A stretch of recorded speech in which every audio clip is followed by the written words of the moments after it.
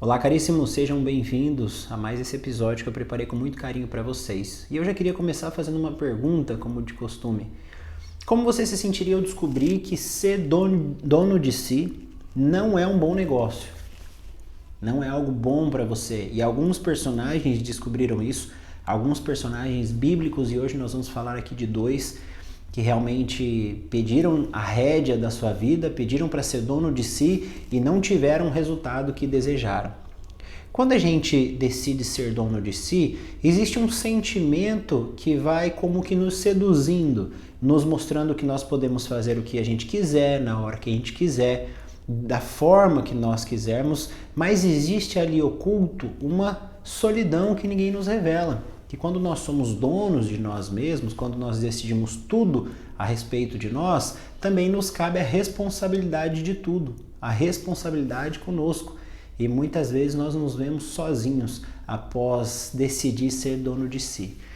Brian, então quer dizer que tem alguém que tem que ser dono de mim? Vamos pensar nisso junto, tá? Não gosto de dar respostas sobre nada, eu gosto que vocês pensem junto comigo para a gente poder discernir. É assim que Deus vai nos ensinando. Quando eu fiz o meu TCC em Cultura Teológica, eu falei justamente sobre esse tema, que Cristo nos ensina através do porquê. Quando Jesus queria que nós realmente aprendêssemos uma coisa de verdade, ele nos fazia uma pergunta. E essa própria pergunta ficava ali ecoando dentro de nós, fazendo com que nós fôssemos como que eliminando quais alternativas poderiam ser até nós chegarmos nessa resposta, tá? Por exemplo, eu poderia falar que essa camiseta é preta, te ensinar que essa camiseta é preta, e quando você saísse daqui, alguém te perguntasse que cor que é a camiseta lá do Brian, você responder, a camiseta é preta. E alguém te perguntar por que ele é preto, você ia falar, bom, não sei, é porque o Brian falou. Então, quando eu te dou a resposta de algo, quando você reflete sobre essa resposta, você lembra que eu te entreguei. Mas existe outra forma de eu te ensinar isso, que era o que Jesus fazia. Eu posso te perguntar, que cor é a minha camiseta? E você vai responder, é uma camiseta preta. E aí eu vou falar, ok, pode levar a sua resposta. E lá fora, quando alguém te perguntar, que cor que é a camiseta do Brian? Você vai falar que ela é preta. E alguém vai te perguntar por quê? E você vai responder, bom, é preta porque eu olhei para ela e eu vi que ela era preta. Ou seja, eu experimentei, eu tive essa experiência de observar e eu mesmo poder responder. E é assim que Jesus nos ensinava. Então ele coloca alguns questionamentos dentro da passagem bíblica para que a gente possa se perguntar também e poder transformar a nossa vida a partir disso. Então a primeira pergunta que eu quero te fazer, você é dono de si? Você se sente dono de si? Se a resposta é sim, como você se sente em relação a isso? Se a resposta é não, como você se sente também em relação a isso? Hoje é um papo muito profundo que a gente vai bater, porque quando a gente é dono de si, tem algumas responsabilidades que são impostas a nós, e algumas delas são muito doloridas. Hoje eu vou usar duas passagens. A primeira passagem, que todo mundo conhece, ou a maioria de vocês, que é a passagem do filho pródigo. Mas nós vamos se apegar em um trecho específico dela, tá? Não vou ler a passagem inteira porque ela é muito, muito comprida, mas eu vou ler apenas o início dela, que é a parábola do filho pródigo, está no livro de Lucas, no capítulo 15, do versículo 11 e vai até o 32, mas nós vamos usar do 11 até ao 18. Olha só que interessante, se você quiser acompanhe aí. Disse também, um homem tinha 2 filhos. O mais moço disse a seu pai, meu pai, dá-me a parte da herança que me cabe. O pai então repartiu entre eles os bens, e poucos dias depois, ajuntando tudo o que lhe pertencia, partiu o filho moço para um país muito distante, e lá dissipou a sua fortuna, vivendo dissolutamente. Depois de ter esbanjado tudo, sobreveio àquela região uma grande fome, e ele começou a passar fome. Foi pôr-se a serviço dos habitantes daquela região, que mandaram para os seus campos guardar os porcos. Desejava ele fartar-se com as vagens que os porcos comiam, mas ninguém lhe dava. Entrou então em si e refletiu: quantos empregados há na casa de meu pai que tem pão em abundância, e eu estou aqui a morrer de fome. e nós vamos usar até aqui. Queria chamar a atenção de novo para esse último versículo. Entrou então em si e refletiu. Quantos empregados há na casa de meu pai? O que significa esse entrou então em si? E eu peguei outra tradução que não fosse da minha Bíblia e também está descrito caindo em si refletiu. Quantos empregados? O que significa essa frase? Cair em si ou entrar então em si? Onde será que ele estava que ele não estava dentro de si? Talvez você já tenha se perguntado alguma vez, após fazer alguma grande besteira, você refletindo e falar onde eu estava com a cabeça. Por que eu fui fazer isso? Onde é que eu estava? Certamente, o que a gente quer dizer com isso? Que é como se a gente estivesse fora de controle, como se não fosse algo habitual que a gente faria se a gente estivesse concentrado. E aqui esse jovem está exatamente assim. Quando ele pediu aquela herança, quando ele quis esbanjar, curtindo os prazeres que a vida tinha, ele quis ser o dono de si. E ele falou, me dá a parte da herança que me cabe que eu quero gastar como eu quiser. Só que esse gastar como eu quiser foi tirando ele de si. Talvez ele fosse um rapaz calmo, talvez ele fosse um rapaz educado, talvez ele fosse um rapaz que fazia sua higiene pessoal, mas o pecado ele vai nos desfigurando, vai nos transformando em outra pessoa completamente diferente, a ponto da gente se olhar no espelho e não se reconhecer. Isso acontece. E aqui aconteceu a mesma coisa, porque ele começou a ter várias atitudes, vários hábitos que eram incondizentes com as coisas que ele acreditava, que ele tinha crescido, que ele tinha aprendido. E quando fala aqui, caindo então em si, entrando então em si, refletiu, quantos empregados há na casa de meu pai que tem pão em abundância, e eu aqui estou a morrer de fome. Então olha só, no momento de dor, no momento de sofrimento, foi preciso ele entrar em si, para ele pensar onde que eu estava com a cabeça, o que eu fui fazer, eu estava fora de mim. E ele reflete, eu fui trocar tudo que eu tinha por esse nada, fui esbanjar com esses prazeres. E às vezes a gente tem que passar por um momento dolorido, um momento de sofrimento, acho que todos vamos passar algum desses momentos ao longo da vida, eu já passei também. Vários personagens já passaram momentos de sofrimentos onde a gente se pergunta, o que eu estou fazendo da minha vida? O que esses caminhos que eu estou escolhendo vão me levar para onde? O que eu vou conseguir com isso? Só que nesse momento é onde a gente começa a cair em si. É onde a gente começa a ter uma revelação mesmo que Deus vai falando com a gente no sentido de, filho, volte para casa. Filho, lembre-se que na minha presença você tinha muito mais. Você não tinha esses prazeres mundanos e carnais, mas aqui você tinha pão com abundância e a gente sabe que o verdadeiro pão é o pão da vida, né? Não só de pão vive o homem, mas de toda a palavra que provém de Deus. Então aqui o pão ele tem vários sentidos, né? Jesus é o próprio pão da vida. O pão de Deus é o pão que nos alimenta, o pão dos céus. E aqui ele lembra justamente do pão. Ele fala assim, os empregados do meu pai tinham pão em abundância e eu aqui estou passando fome. Então às vezes nessa sua vida que você está levando hoje, você pode notar que você está passando fome. Não de forma literal, mas de forma figurativa. O que é se passar fome? Nesses momentos de tristeza, momentos de angústia, momentos tendo escolhas tão errôneas, sabe? Com amizades, com relacionamentos. Vários caminhos que estão te fazendo levar para um momento de passar penúria, como fala a passagem.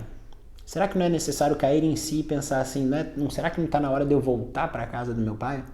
Tem um segundo personagem que me chama muita atenção quando ele está fora de si. Sabe que personagem é esse? Com certeza tem outros nas Sagradas Escrituras, mas eu vou falar sobre Adão.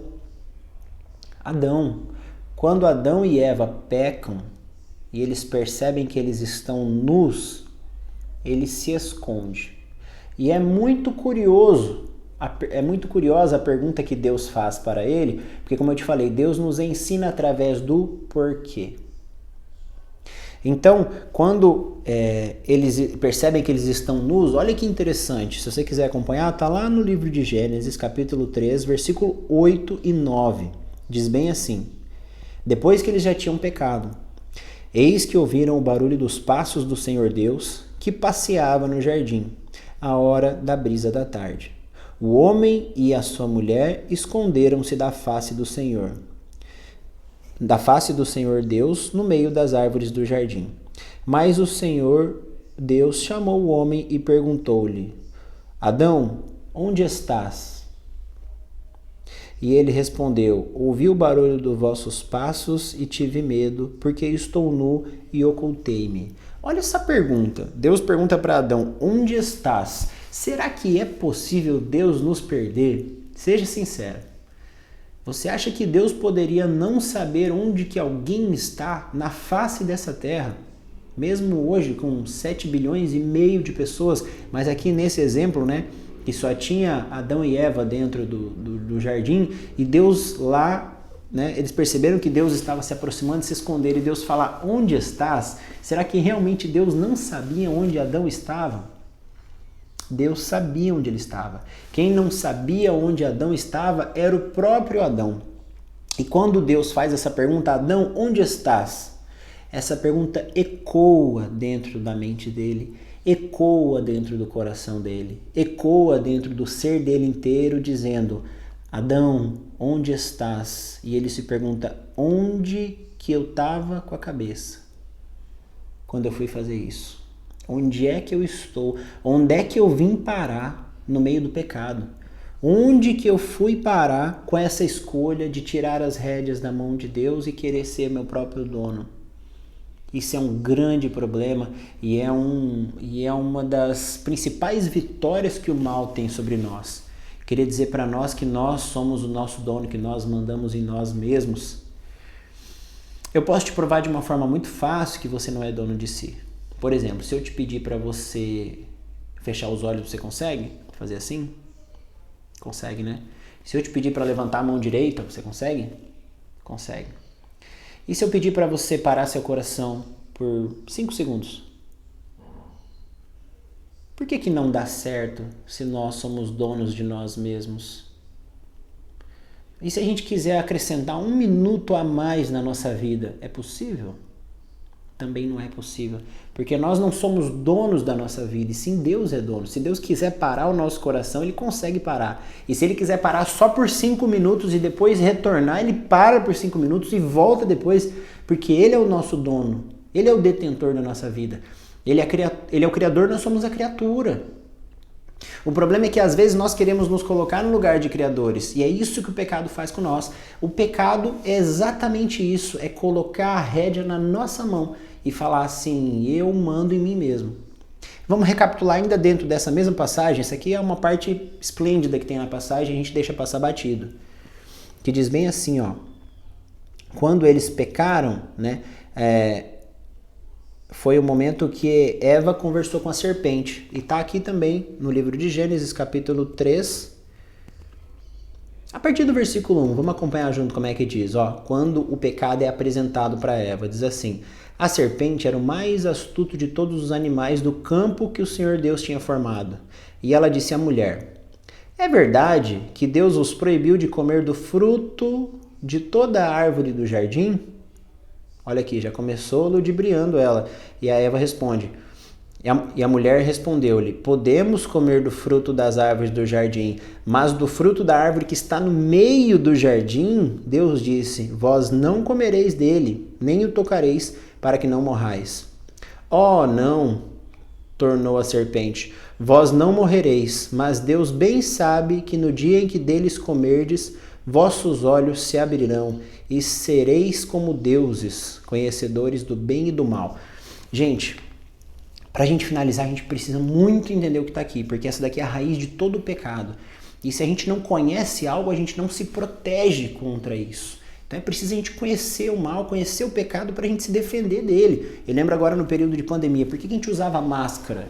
Por que a gente pôs máscara? Porque nós percebemos que através das gotículas de saliva, gotículas de qualquer secreção, essa doença podia se contaminar. Então é preciso conhecer até o que é ruim para a gente poder se defender e não se contaminar. Então aqui a gente vai se aprofundar um pouco na raiz de todo o pecado para entender como é que o pecado entra na nossa vida, tá? Então tem 2 pontos aqui muito importantes. Primeiro ponto: quando a serpente vem conversar com a Eva, ela é muito astuta, muito inteligente. Ela fala assim: então vocês não podem comer de nenhum fruto do jardim? Mesmo a serpente sabendo que isso é mentira, só podia um. Mas por que ela fala dessa forma? Porque ela sabia que assim ela ia chamar a atenção de Eva, Para Eva responder exatamente o que Eva respondeu. Não, nós podemos sim comer de todas as frutas. Só uma que nós não podemos. Gente, nesse momento que Eva respondeu isso, já estava tudo perdido. Já estava tudo perdido. Porque com o mal a gente não dialoga. Lúcifer é um anjo de luz, um anjo das mais altas hierarquias, muito mais inteligente do que qualquer homem que pediu na terra, que pisou na terra. Você acha que a gente tem como dialogar com o mal e vencer? Vocês já conversaram com um advogado muito bom? A gente não consegue ganhar de um advogado numa discussão. Mesmo se a gente tiver certo, os argumentos que a pessoa utiliza nos convencem e a gente fala, nossa, peraí, deixa eu pensar um pouco sobre o que eu estou falando. Porque o poder da oratória, ele pode ser um dom ou pode ser uma desgraça. E você pode ter certeza que um anjo, por mais que seja um anjo caído, tem esse dom e esse poder de convencimento. Então, no momento que ela responde à serpente, ali ela já perdeu. Não precisava continuar a passagem, não importava o que ia acontecer, ela já ia perder. Porque com o mal, gente, com o demônio, a gente não dialoga. Então, aqui o que tinha que ter acontecido? A serpente veio oferecer alguma coisa, Eva, vai embora, deixa falando sozinho. Então, se o mal te faz uma proposta, você não dialoga com ele. Você não dá ouvidos, você não tenta convencer, você só vai embora. É assim que a gente deixa o mal, né? Claro, né, que eu tô falando literalmente do mal, não é para você deixar a sua esposa falando sozinha, para você deixar seu irmão, seu amigo falando sozinho porque você acha que tá te oferecendo alguma coisa. Mas, às vezes a gente tem que simplesmente trocar aquele assunto, sair daquela presença momentaneamente, não dar trela para aquilo, não tentar dialogar. Então, aqui a gente aprende muito com esse diálogo entre a serpente e Eva. Com o mal, a gente não dialoga. Se a gente sabe que algo é ruim, está sendo oferecido, não dialoga. Você sabe que não é para você. Eva sabia que a fruta não era para ela. E aí vem a segunda parte, que é a última que a gente vai falar aqui hoje. Que é quando a serpente fala assim, vocês não vão morrer se vocês comerem da fruta. Mas vocês serão como deuses. E é legal aqui porque a gente tem que prestar atenção. Pode olhar na sua tradução também. Ela não fala, a serpente não fala assim, se você comer dessa fruta, você será como Deus. Fala, vocês serão como deuses. Por quê? Nós temos uma relação com Deus. Deus é o Criador, nós somos a criatura. Deus criou, Deus nos entregou e nos pediu como viver. Então, a partir do momento que nós estamos obedecendo a Deus, Ele é o nosso Criador e Ele é o nosso Deus. Quando a gente resolve tirar essas rédeas da mão de Deus e falar, Deus, aquilo que você pediu, não vou mais fazer, vou fazer o que eu quero. E a rédea está na minha mão. Então, quem é o meu Deus? Eu mesmo. E aí que é o problema. Então, nós não seremos como Deus, nós seremos como deuses, porque eu faço as minhas escolhas, eu faço as minhas regras morais e quaisquer que sejam, e eu vou seguir as minhas regras, somente aquilo que eu quero, o que eu acho que é bom para mim. E isso tem um grande problema, porque se você escolher o seu próprio Deus, quando você morrer, você vai ficar com ele, que é você mesmo. Então você vai ficar na sua solidão eterna, você somente na sua presença. E durante a sua própria vida, como você escolheu ser seu próprio Deus, você tem que dar cabo de tudo aquilo que você está precisando. Nos momentos de aflição, nos momentos de tristeza, você está sozinho com o seu Deus, com aquele Deus que você escolheu, com aquele que está com as rédeas na sua mão. Só que isso tem um grande problema, que você pensa que as rédeas estão na sua mão, mas como eu falei, você não tem o controle sobre você. Você não tem controle sobre a doença, você não tem controle sobre a morte, você não tem controle sobre os próximos segundos que vão acontecer. Eu estou falando com você, você está aí no futuro.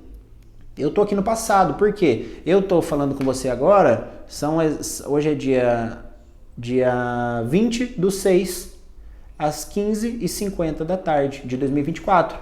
Eu tenho a única certeza na minha vida que você não está assistindo esse vídeo nesse momento que eu descrevi. Por quê? Esse vídeo ainda vai ser editado, vai ser postado e você vai assistir no futuro. Então eu nem sei se eu ainda vou estar vivo quando você assistir isso. Olha que loucura. Porque a gente não sabe qual é o nosso próximo segundo, o próximo dia, o próximo minuto. Então o fato de você ser o seu próprio Deus e pegar as rédeas da sua vida é muito complicado.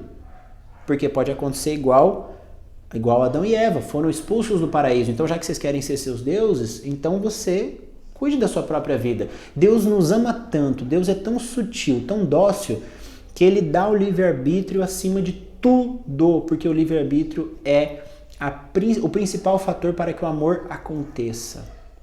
Se nós não tivéssemos livre-arbítrio, nós não teríamos como amar. Se nós só tivermos a opção de estar com Deus, amar a Deus e não tiver outra opção, isso não é amor. Isso é simplesmente a única coisa que a gente teria. Mas o fato de a gente ser livre, poder ir, poder voltar, poder estar onde quiser, é onde a gente pode amar verdadeiramente, porque daí a gente escolhe estar com Deus. Adão e Eva escolheram pecar e saíram da presença de Deus. O filho pródigo aconteceu a mesma coisa. Ele já está ali com o pai, mas ele fala, ó, pai, me dá aí minha parte da herança, né? Que a gente podia falar aqui como se fossem nossos dons, né? Me dá aqui esse meu dom da oratória, me dá aqui esse meu dom do discernimento, me dá aqui essa minha inteligência e eu vou pro mundão, vou fazer o que eu quero. Só que num determinado momento ele passou penúria. E a diferença com o filho pródigo é que ele falou assim, eu vou pedir perdão e eu vou voltar. E aqui que está o bonito dessa passagem. Que Deus aceita o nosso perdão. Se você tiver a curiosidade de ler a passagem, você vai ver que quando de longe o filho pródigo está indo, o pai já olha e vai correndo ao seu encontro. O pai nem sabe se o filho está indo lá só para falar, ó, pai, dá mais um dinheirinho aí que aquele acabou. Para ele não interessa, ele vê o filho de longe, ele vai correndo. E esse pai já esperava o filho, Deus espera a gente voltar. Então não sei em qual momento da sua vida você está vivendo, mas pense seriamente em colocar as rédeas da sua vida nas mãos de Deus e deixar com Deus, porque lá fora o que nos espera é uma felicidade tão momentânea, tão passageira, tão rápida, que já a gente se sente vazio. E a única pergunta que ecoa é essa: onde é que eu fui parar? O que eu fiz com a minha vida? Então, para que nós não tenhamos que nos fazer essa pergunta constantemente, que nós possamos apenas enxergar onde nós estamos e falar, aqui realmente é o meu lugar, aqui é o local onde eu tenho palavras de vida eterna, como os apóstolos tanto diziam. Que nós possamos nos sentir completo dessa forma, entendendo que nós temos a nossa rédea nas mãos daquele que realmente pode prover por nós, para que nós não caiamos dessa forma. E para que nós possamos caminhar juntos, eu peço para você que assistiu até aqui, quero te agradecer, hoje foi um vídeo um pouco mais longo do que os demais, que você compartilhe, que você ajude a multiplicar coisas boas. O intuito do vídeo não é ficar um canal grande, não é ficar com muitas pessoas, mas eu quero que sim, você ajude outras pessoas a refletirem sobre assuntos que a gente tem deixado passar no dia a dia. Então, se fez sentido para você, você pode curtir essa publicação, porque isso ajuda outras pessoas a verem elas também, e você pode enviar para alguém. É muito fácil, é só você clicar em encaminhar, mandar no WhatsApp para alguém e falar, olha esse maluco aqui conversando um pouco, eu vou ficar muito feliz, eu sei que Deus também vai. Porque se eu estou falando e você está ouvindo, nós já somos dois, mas nós podemos ser mais, podemos ser muito mais. Por isso eu conto com você. Muito obrigado, caríssimo. Que Deus sempre nos abençoe e nos permita viver momentos como este. Em nome do Pai, do Filho e do Espírito Santo. Amém.